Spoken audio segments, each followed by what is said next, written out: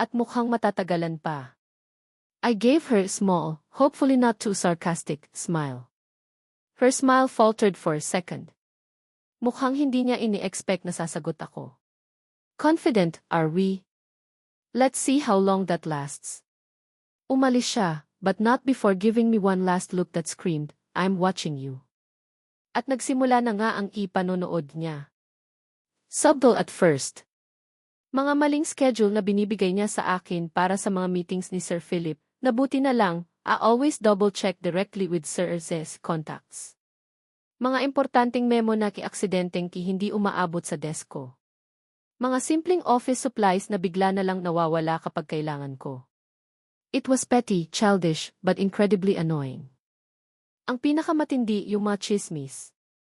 Nagsimulang kumalat sa office, lalo na sa pantry, ang mga kwento tungkol sa akin. Kesyo, kaya raw ako naging ni Sir Philip ay dahil may something daw kami. Naginayuma ko raw ang boss.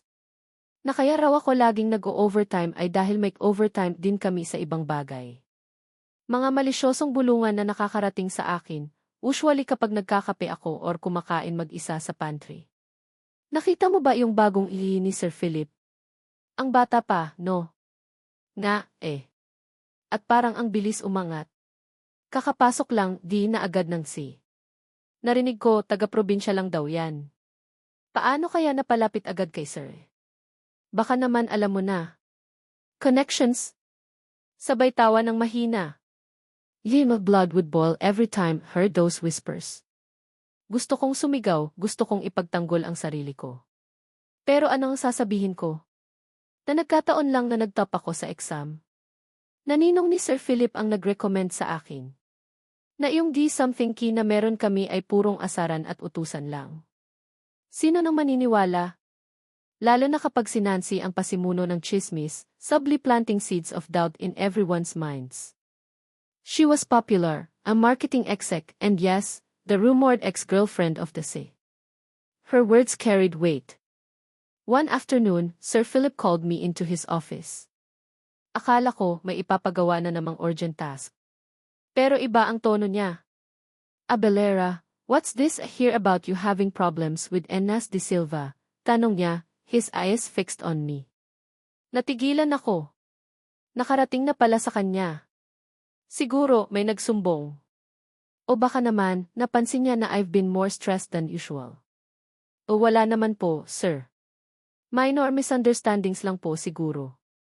As tried to downplay it, ayokong isipin niya na nagrereklamo ako or that I couldn't handle office politics. He leaned back in his chair, his gaze unwavering. Minor misunderstandings don't usually involve sabotaged schedules and malicious gossip. I've already spoken to Nancy. I gave her your warning. Nagulat ako. He defended me. Or at least, he intervened. Hindi ko inaasahan yun. Sir. As don't tolerate unprofessional behavior in the company, Abelera. From anyone. Your job is to assist me, not to fend off personal attacks. If this continues, let me know. His voice was firm, leaving no room for argument. May kung anong kumirot sa puso ko. It wasn't kilig, not exactly. It was gratitude. And a sense of validation. Na kahit papaano, he saw what was happening. And he did something about it. Thank you po, sir, sabi ko, sincerely. He just nodded. Now, about the Henderson proposal, business as usual na ulit. Pero kahit na binigyan na ni Sir Philip ng warning si Nancy, hindi pa rin siya tumigil. Mas naging careful lang siya, mas subtle. Ang mga atake, hindi na direct, kundi through other people. Mga kaibigan niya sa ibang department na bigla na lang nagiging uncooperative sa akin. Mga importanteng information na delayed bago makarating sa akin. It was exhausting. Parang ahas si Nancy, makamandag at mahirap hulihin. Nagsimula na akong mag-alinlangan. Tama pa ba na nandito ako? Kaya ko pa ba to? Hindi lang yung trabaho ang mahirap, kundi pati yung environment. I felt so isolated. Wala akong kakampi, maliban siguro kay Elena, ang executive secretary ni Sir Philip, na paminsan-minsan ay binibigyan ako ng encouraging smiles. Pero si Elena, she kept professional distance. Ayaw niyang masangkot sa office drama. Isang gabi, I was working late again. Tinatapos ko ang isang presentation na gagamitin ni Sir Philip for e-board meeting the next day. Pagod na ako. My eyes were stinging from staring at the computer screen for hours. My stomach was grumbling. I felt so alone and defeated. Tumayo ako at pumunta sa rooftop ng building. Kailangan ko ng hangin. The city lights twinkled below, a stark contrast to the darkness felt inside. Dito, at least, tahimik. Walang bumubulong, walang nanghusga. Napaupo ako sa isang bench doon, niyakap ang sarili ko. Ang lamig. Hindi lang ng hangin kundi pati ng pakiramdam ko. Nagsimulang mamuo ang luha sa mga mata ko. Pinipigilan ko pero traidor ang mga luha. Tumulo pa rin. Are you okay? Nagulat ako sa boses na iyon. Paglingon ko, nakita ko si Sir Philip papalapit sa akin. Anong ginagawa niya dito? Akala ko, umuwi na siya. Sir Philip. Dali-dali kong pinunasan ang mga luha ko. Nakakahiya. For the second time, he caught me at the weakest. What are you doing here so late? And Gary, are you crying? Tanong niya, his voice softer than usual. He sat beside me on the bench, but kept respectful distance. Hindi ako makasagot agad. Ano nang sasabihin ko? Napagod na ako sa lahat. Na gusto ko nang sumuko. Na nasasaktan ako sa mga chismis at sa pang-aasar ni Nancy. Wala po, sir. Napuwing lang po siguro. Palusot, calm. He didn't buy it, Abelera. I may be demanding boss, but I'm not blind. I've seen how hard you've been working. And I know Nancy has been difficult. Napatingin ako sa kanya. His face was unreadable in the dim light, pero may sincerity sa boses niya. It's just hard, sir, I finally admitted, with voice trembling. Hindi ko po alam kung para sa akin ba talaga to. He was silent for a moment, looking out at the city. Do you want to quit? Diretsahan niyang tanong. Para akong sinampal ng katotohanan. Quit? Yun na ba talaga ang gusto ko? After everything I've been through. After all the sacrifices. Umiling ako. Hindi ko po alam, sir. And that was the honest truth. My mind was a mess of conflicting emotions. Selos, dahil sa atensyon na nakukuha ni Nancy mula sa kanya, kahit panega iyon. Lungkot dahil sa bigat ng sitwasyon. At gulo ng loob dahil hindi ko na alam kung ano ang dapat kong maramdaman para sa boss ko. Is it still just admiration? Or is it something more? Something dangerous?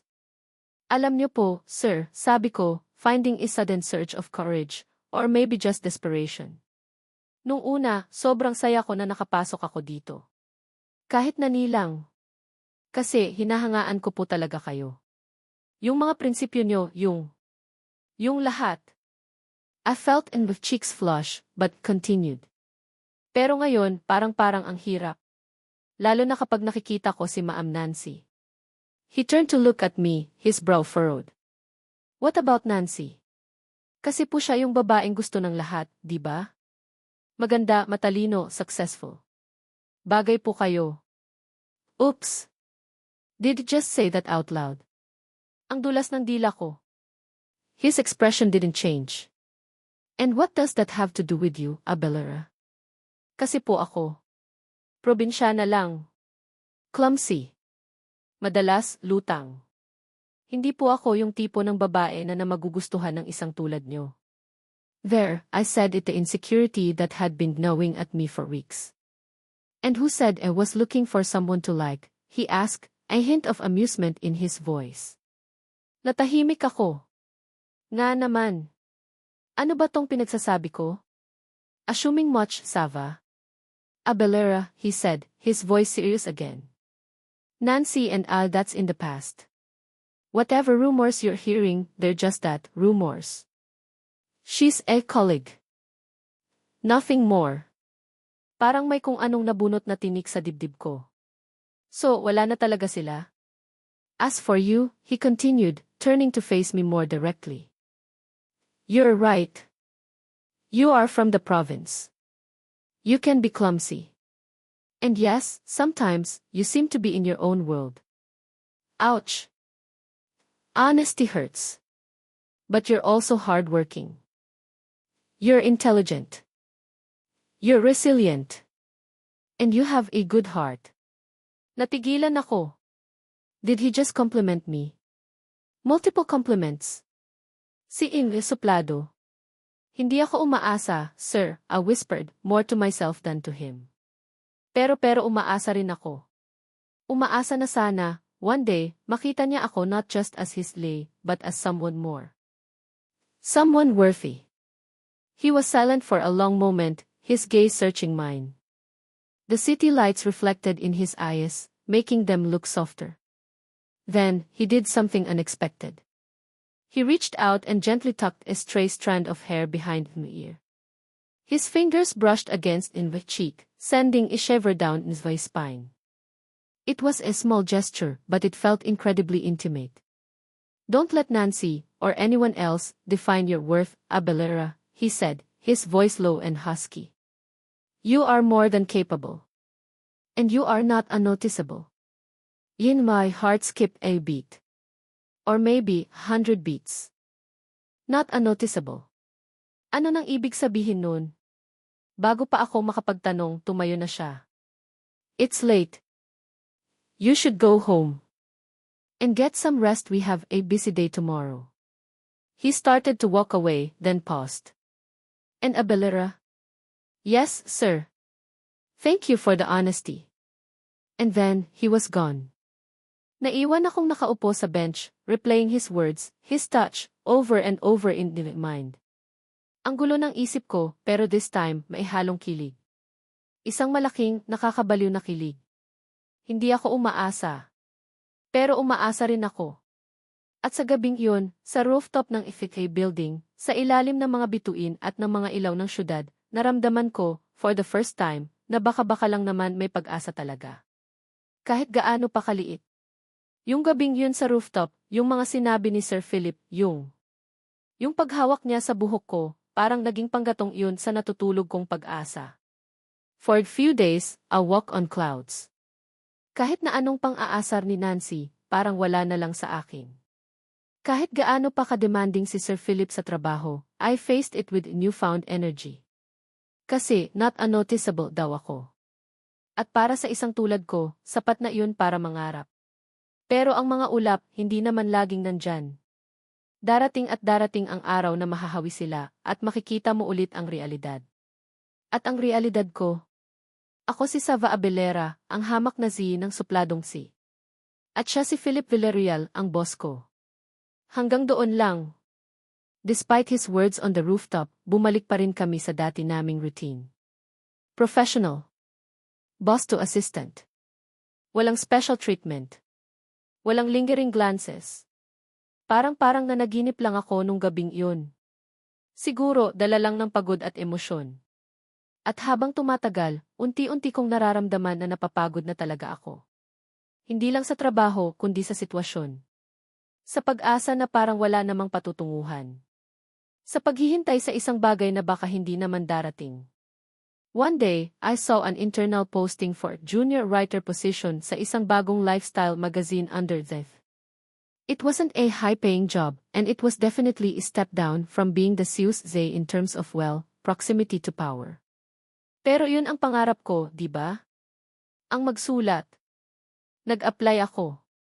Secretly. Without telling anyone, not even Elena. I passed the exams and the initial interviews. Ang final interview na lang ang kulang. Habang hinihintay ko ang resulta, gumawa ako ng isang desisyon. Isang desisyon na matagal ko nang pinag-isipan, pero ngayon lang ako nagkaroon ng lakas ng loob. Magre-resign na ako bilang ili ni Sir Philip. It wasn't an easy decision. May takot, may panghihinayang. Pero mas nangingibabaw yung pakiramdam na kailangan ko nang umalis. Kailangan ko ng espasyo. Espasyo para sa sarili ko. Espasyo para hanapin ulit yung Sava na nangangarap, hindi lang yung Sava na ni Sir Philip na palihim na umaasa. Nagsulat ako ng resignation letter. Simple lang. Nagpasalamat ako sa opportunity sa mga natutunan ko. Walang drama, walang hint ng personal feelings. Placed it inside plain white envelope. Balak kong ibigay sa kanya at the end of the day. That same day, Jethel launched a new online literary journal. It was a passion project of Sir Philip, something he had been working on for months. The launch event was held at the company's auditorium. As his Zay, I was there, of course, making sure everything ran smoothly. During his speech, Sir Philip talked about the importance of discovering new voices, of giving chances to aspiring writers. Then, he announced the first featured article in the journal. An essay titled Di ang Isla at ang mga alon ng pangarap, The Island and the Waves of Dreams. My heart stopped. That title, it sounded so familiar. This piece was submitted anonymously, Sir Philip continued, his eyes scanning the audience. But it captured the spirit of this journal perfectly. It's the poignant, beautifully written essay about holding on to your dreams, no matter how far you are from a metaphorical island. Then, he started reading an excerpt. At habang binabasa niya, para akong binuhusan ng malamig na tubig. Yung mga salita. Yung mga pangungusap akin yun. It was an essay wrote months ago, something I submitted to a general civic call for contributions, never expecting it to be chosen, much less featured like this. I had completely forgotten about it. Special thanks to our brilliant, anonymous intern, or perhaps, a staff member with a hidden talent, who penned this piece, Sir Philip said, a rare, genuine smile on his face. We hope you reveal yourself soon. Sesay is looking for talents like you. Nakatayo lang ako sa gilid ng auditorium, nanlalamig, nanginginig. Hindi ako makapaniwala. Ilvay essay published. And praised Jethai him. Sa harap ng maraming tao. After the event, habang nagliligpit ako ng gamit sa backstage, Jethai's phone rang. It was Gina from EET. Sava. Good news. You got the junior writer position. Congratulations. If De Leon specifically pushed for your application after reading your essay. Apparently, Philip also gave a very strong recommendation, even before he knew it was you who wrote Ang Isla. Parang nabingi ako. What? Sir Philip recommended me. Even before he knew. So, all this time. Biglang may pumasok sa backstage. Si Sophie, ang 10 taong gulang na anak ni Gina from GC, madalas siyang sumasama sa nanay niya sa office kapag walang pasok. She was holding something. Isang puting envelope. A resignation letter. Ate Sava, sigaw ni Sophie, tumatakbo palapit sa akin. Naiwan mo po to sa table ni Mommy kanina. Pinapabigay niya po. Bago pa ako makakilos, kinuha ni Sophie ang envelope sa bag ko at inabot sa taong kadarating lang din sa backstage. Si Sir Philip. Daddy Philip, masayang bati ni Sophie. Yes, Daddy Philip. Apparently, Sir was her ninong, and she adored him, much to Nancy's annoyance, I bet. Pinapabigay po ni Ate Sava. Sabi po ni Mommy, important daw. LA world stopped. Sir Philip looked at the envelope, then at me. His brow furrowed. Kinuha niya ito mula kay Sophie. Thank you, sweetie, sabi niya kay Sophie, then he ruffled her hair. Sophie giggled and ran off to find her mom. Naiwan kaming dalawa. Ang resignation letter ko, nasa kamay na niya. The irony was almost painful. Sa araw na nalaman kong sinusuportahan niya pala ako, sa araw na natupad ang isang pangarap ko, doon pa niya makikita ang sulat ng pag-alis ko. He looked at the envelope, then at me, his expression unreadable. Dahan-dahan niyang binuksan. His eyes scanned the contents. Tahimik lang. Pero ang bawat segundo ng katahimikan na iyon, parang 1,000 karayom na tumutusok sa dibdib ko. Finally, he looked up.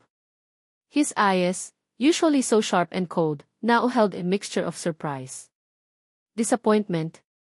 Hindi ko masabi. You're resigning, he asked, his voice quiet, almost whisper. Hindi ako makatingin sa kanya. Nakatungo lang ako, pinipigilan ang mga luha na nagbabadyang tumulo. Oo po, sir, I managed to say. Really? His voice was still quiet, but there was an edge to it now. Is it because of the writer position? You got it, you know. It's personally recommended you. I thought this was what you wanted. Napatingin ako sa kanya. There was a flicker of something in his eyes. Hurt? Opo, sir. Gusto ko po yun. Sobra. Yung voice cracked. Pero hindi ko na po kaya. Kaya ang alin, Sava, he asked, using the first name. It sounded strange, yet intimate. Ang trabaho. Ang stress. O si Nancy. Umiling ako. Hindi lang po yun, sir. It's more complicated than that. He took a step closer. Then explained it to me. Make me understand. Huminga ako ng malalim. Ito na. Kailangan ko nang sabihin. Sir Philip, I began, with voice trembling. Alam niyo po, sobrang hinahangaan ko kayo. Mula noon hanggang ngayon. Kayo po ang inspirasyon ko. Kaya po ako nandito. He was silent, just listening. Pero habang tumatagal, nahihirapan na po ako. Kasi umaasa po ako. Umaasa ako sa isang bagay na alam kong imposible. What's impossible, Sava? He pressed, his gaze intense. Kayo po, I whispered. Kayo po ang imposible. The admission hung in the air between us, heavy and raw. He looked stunned for a moment. Then, his expression softened.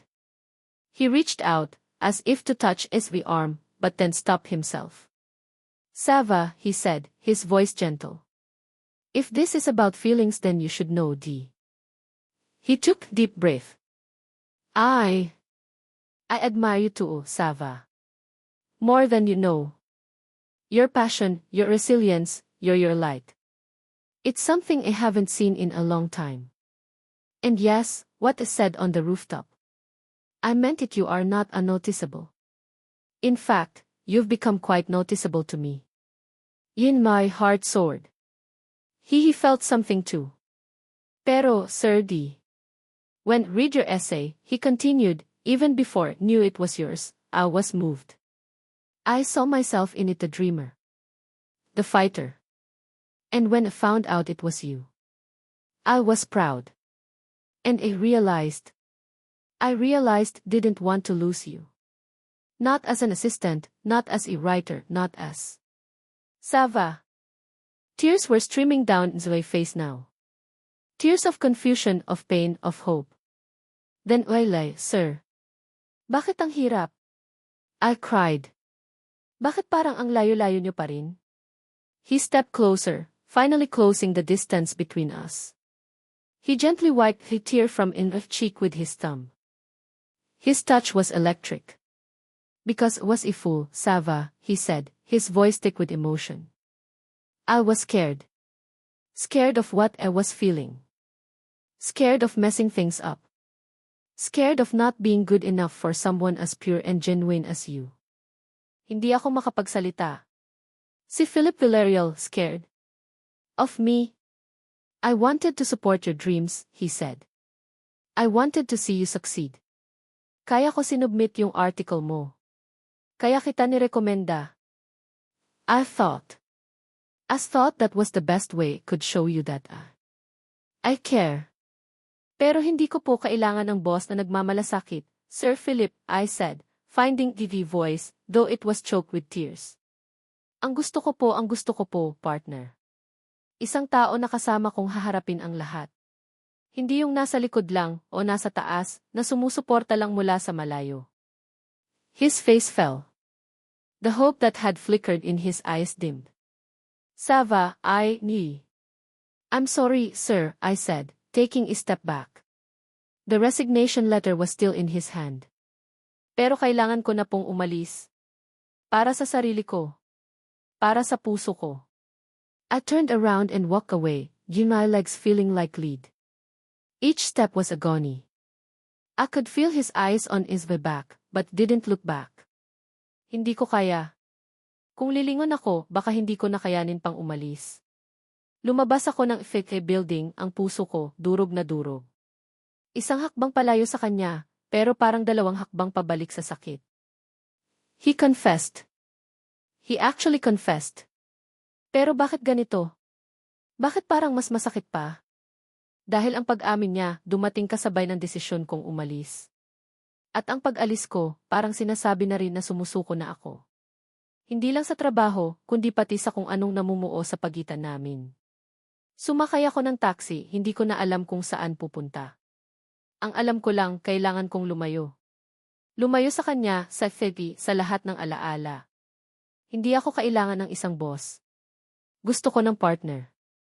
At sa mga sandaling yun, alam ko, sa kaibuturan ng puso ko, na si Philip Villarreal, kahit gaano ko pa siya kamahal, ay hindi pa handang maging partner na hinahanap ko. O baka naman, ako ang hindi pa handa. Ako ang duwag. Ako ang sumuko. Ang sakit. Ang tampo. Ang paglalaban sa loob ko. It was all too much. Isang hakbang palayo. Pero ang puso ko, naiwan sa kanya. Umuwi ako sa Isla de Milagros. Bitbit ang isang maleta ng damit, isang bag ng mga libro, at isang pusong basag na basag. Ang Maynila, ang syudad ng mga pangarap ko, iniwan ko ng mailuha sa mata. Ang Ihithi, ang kumpanyang pinangarap kong pasukan, tinalikuran ko. At si Philip Villarreal, ang lalaking minahal ko ng patago at hayagan sinukuan ko. O iyon ang akala ko. Pagdating ko sa isla, sinalubong ako ng mahigpit na yakap ni Lola Mayding. Wala siyang maraming tanong.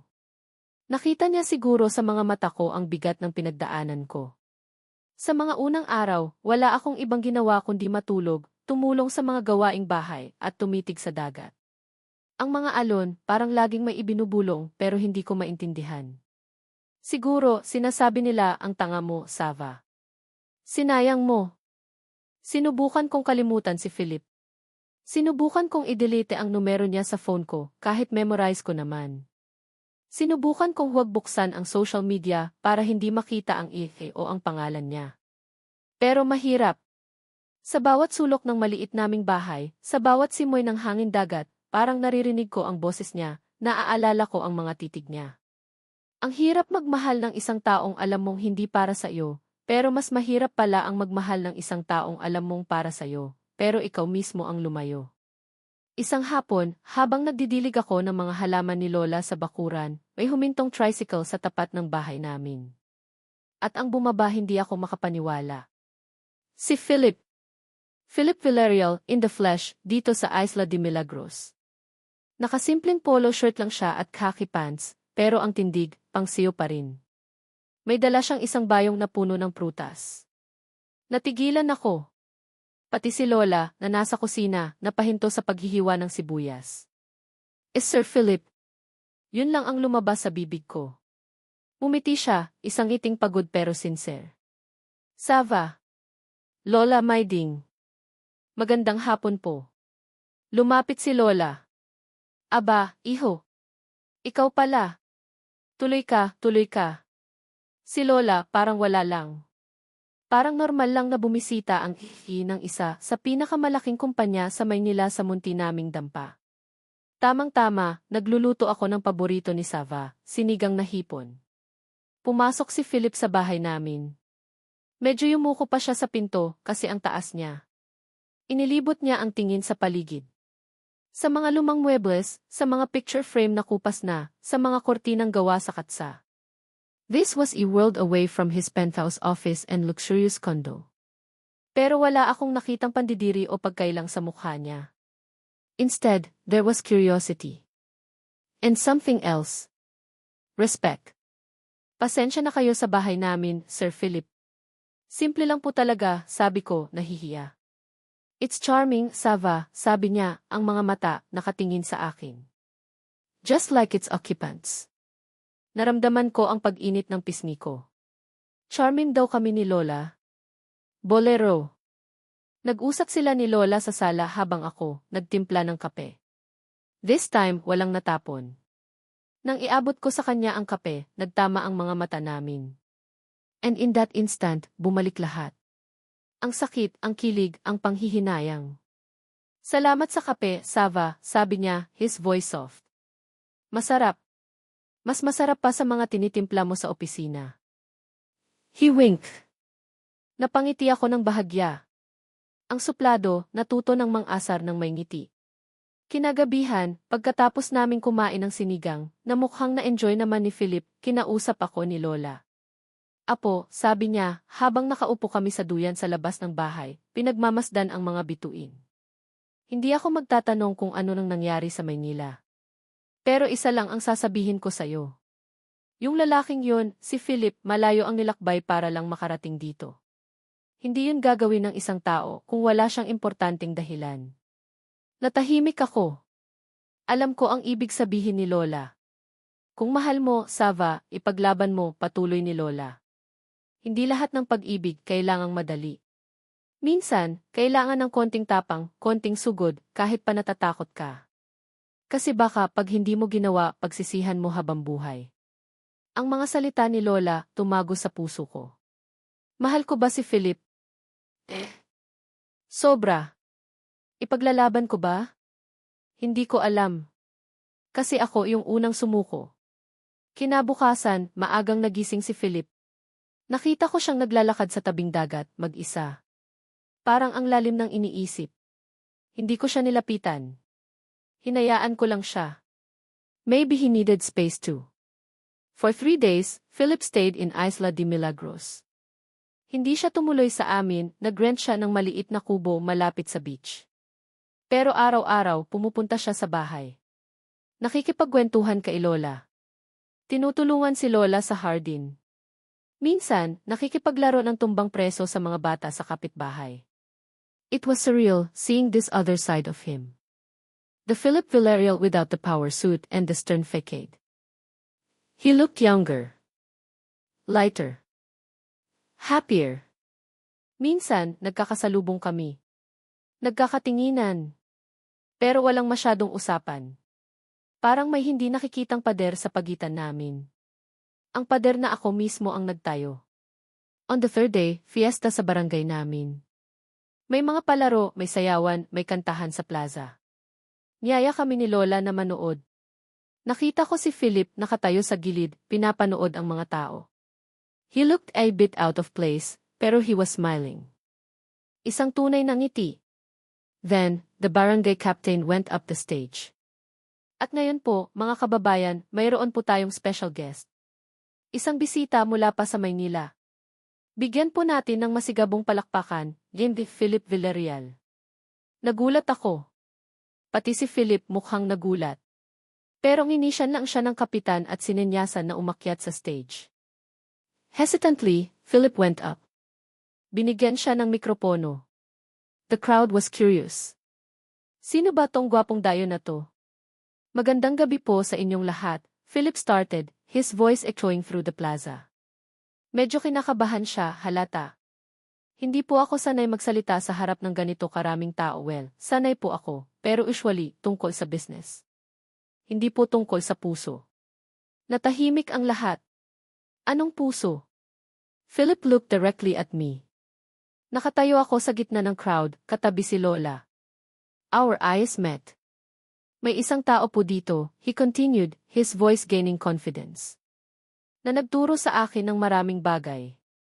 Nagturo sa akin na ang tunay na halaga, wala sa pera o posisyon. Nasa prinsipyo, nasa pangarap at nasa kakayahang magmahal ng walang hinihintay na kapalit. In my heart started beating faster. Para sa akin ba to? She once wrote in her notebook a quote that said a long time ago. About success being relentless pursuit. Pero may isa pa siyang paboritong quote. Isang quote na hindi ko alam kung saan niya nakuha, pero tumatak sa isip ko. He took deep breath. It goes something like this, as true fan loves from afar, until fate brings them closer. And my eyes widened. That quote. Yun yung isinulat ko sa luma kong notebook, yung nakita niya sa phone ko. Nung una, hindi ko naintindihan, Philip said, his gaze never leaving mine. Akala ko hanggang doon lang. Hanggang paghangalang mula sa malayo. Pero nagkamali ako. Fate did bring us closer. At ako, bilang isang torpeng boss, hindi ko agad nakita. Hindi ko agad nasabi. Tears started to well up in the eyes. The crowd was silent, everyone watching us. Sava Abelera, he said, his voice clear and strong. Lumayo ka. Sinabi mo, hindi mo kailangan ng boss. Kailangan mo ng partner. At sa loob ng ilang araw na wala ka sa opisina, sa loob ng ilang araw na hinanap kita na intindihan ko. He took a step forward on the stage. Naintindihan ko na hindi lang ikaw ang nawalan. Ako rin. Nawalan ako ng isang mahusay na assistant. Nawalan ako ng isang brilliant writer. At higit sa lahat nawalan ako ng pagkakataon na sabihin sa iyo kung gaano ka kahalaga sa akin. The tears were flowing freely now. Lola squeezed my hand. Kaya ako nandito ngayon, Sava, Philip continued, his voice filled with emotion. Hindi para alukin ka ng trabaho. Kundi para alukin ka ng puso ko.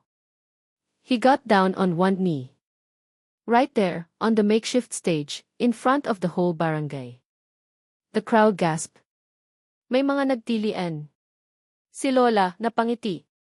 Sava, he said, his eyes pleading. I know I'm not perfect. I'm suplado, I'm demanding, I'm emotionally constipated sometimes. But promise you, I will TRC my best to be the partner you deserve. The partner who will not just support you from afar, but will walk beside you, every step of the way. Will you give this supladong boss chance to be your partner in life? Hindi ako makapagsalita. I was overwhelmed. Yify his words, Yify his actions, Yisa the sheer courage it took for him to do this. The crowd started chanting, Sagot na. Sagot na. I looked at Philip, still on one knee, his eyes full of hope and vulnerability. This was the man I fell in love with. The man behind the stern facade. The man who chased me all the way to this small island. Lola's words echoed in my mind, kung mahal mo, ipaglaban mo. I took deep breath. And then, I smiled. A real, genuine, from the heart smile. I walked towards the stage. The crowd parted like the Red Sea. Umakyat ako. Lumapit ako sa kanya. He looked up at me, his eyes searching. I knelt down in front of him, so we were eye to eye. In Philip Villarreal, I said, Jinbevi voice trembling but clear. Ang tagal kong hinintay to. His eyes widened. A slow smile spread across his face. Pero, I continued, teasing glint in the eye. Sigurado ka ba? Baka matapunan na naman kita ng kape. He chuckled, you warm, happy sound. I'll risk it. I'll risk 1,000 suits, just for you. At baka malate ako sa trabaho. I mean, sa pagiging partner mo. I'll wait. I'll wait for you, always. I cupped his face in his hands. Philip, I said, your voice soft. Yes. And million times, yes. He let out a whoop of joy and pulled me into a tight embrace. The crowd erupted in cheers.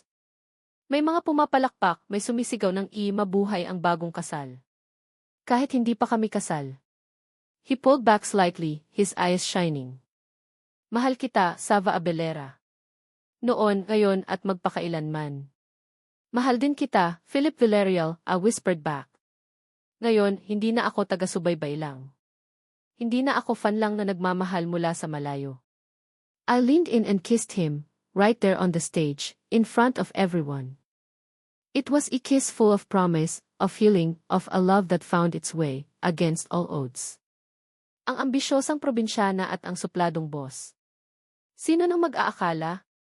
But as Lola Mayding always said, ang pag-ibig parang alon sa dagat. Minsan, tahimik. Minsan, malakas. Pero laging hahanapin ang pampang. At sa wakas, ang mga puso namin natagpuan na ang kanilang pampang. Sa isa't isa. Mahal kong mga mambabasa.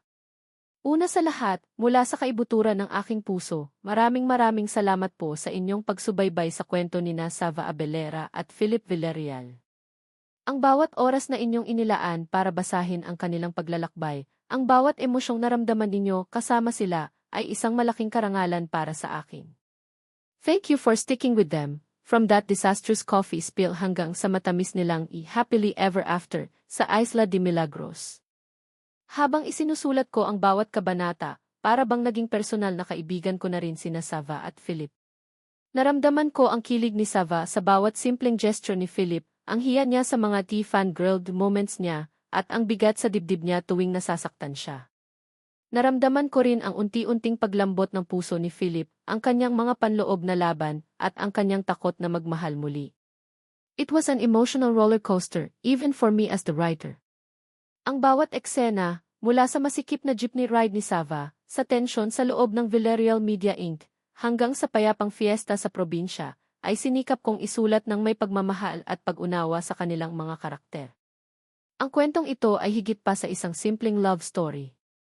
Ito ay tungkol sa mga pangarap, gaano man kalaki o kaliit, gaano man kahirap abutin.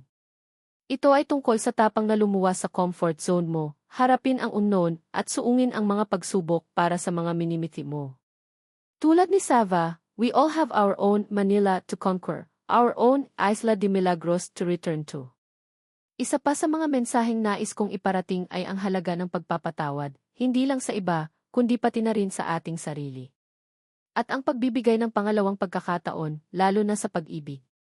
Love isn't always perfect, minsan may tampuhan, may selos, may nasasaktan. Pero kung tunay ang pagmamahal, tulad ng ipinakita ni Sava at Philip, it will always find a way to heal and to fight.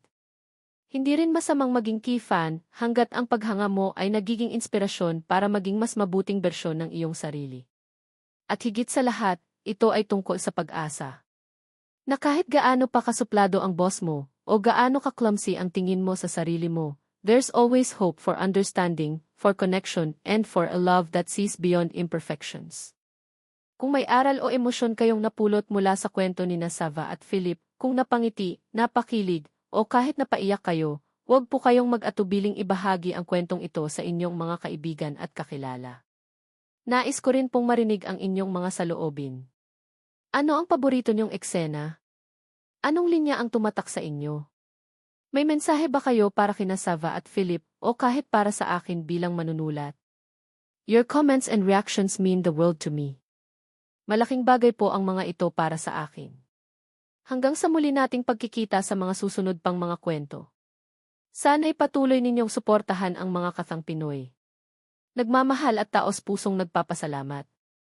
Ang inyong manunulat,